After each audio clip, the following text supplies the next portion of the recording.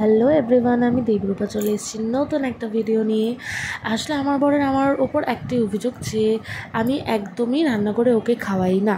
এই জন্য হচ্ছে ও প্রচণ্ড অভিমান বলা যেতে পারে। তো তাই জন্য সেদিনকে অফিস থেকে আসার পরই ও আমার কাছে ডিমান্ড করেছিল যে আমি ওকে চিলি চিকেন রান্না করে খাওয়াবো। তো অফিস থেকে আসার আগে মা মোটামুটি আর কি ওই পেঁয়াজ ক্যাপসিকামগুলো ভেজে রেখেছিল।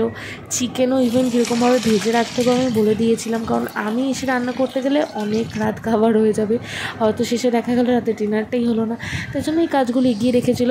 যদি আমার বড় মানতেই চায় না চিলি চিকেনটা আমি রান্না করেছি বলে, তুই এসে তো শুধু খুন্তিটাই নিয়েছিস। তো যাই হোক, চিলি চিকেন তো সবাই রান্না করতে পারে, এতে আর কি আর বলে দেওয়ার যে আমি কি রান্না করছি কী দিচ্ছি সবাই জানে মোটামুটি।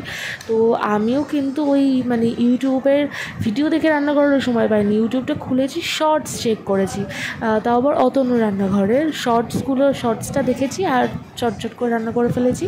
সসটার মধ্যে ওই টমেটো সস, একটু chilli sauce green chilli sauce আর হচ্ছে সয়া সস দিয়ে দিয়েছিলাম, ওটা দিয়ে তৈরি করে নিয়েছিলাম।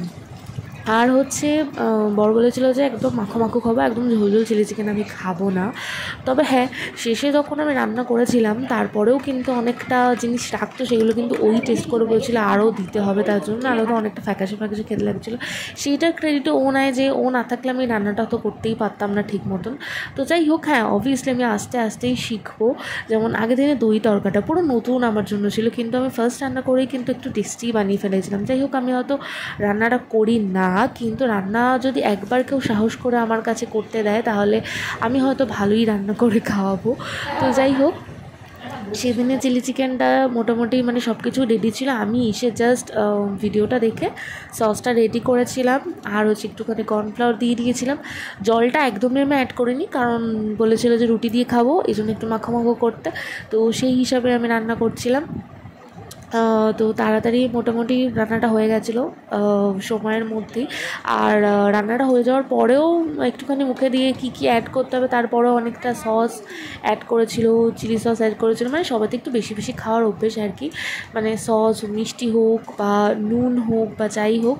তো যাই হোক, সেগুলো অ্যাড করে তিনি টেস্ট ম্যানেজ করে তারপরে ফাইনালি আমার রান্নাবান্না শেষ হয়ে ডিনার করেছিলাম আমরা। তো হচ্ছে একদিকে ছিল সেদিনকে দই তরকা, আগের দিনে যে ভিডিওটা শেয়ার করেছিলাম, আর হচ্ছে গিয়ে এই চিলি চিকেন।